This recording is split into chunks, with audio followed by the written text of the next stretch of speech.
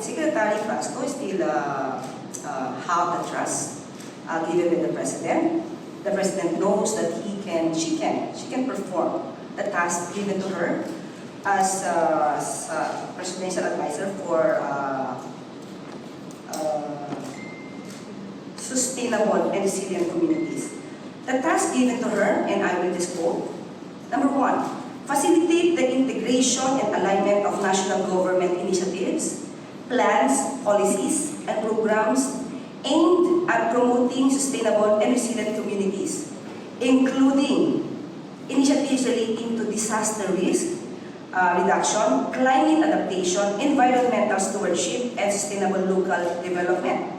Another task, coordinate with national government agencies, local government units, and relevant stakeholders to support the effective implementation of presidential directives and priority national initiatives relating to sustainable and resilient communities.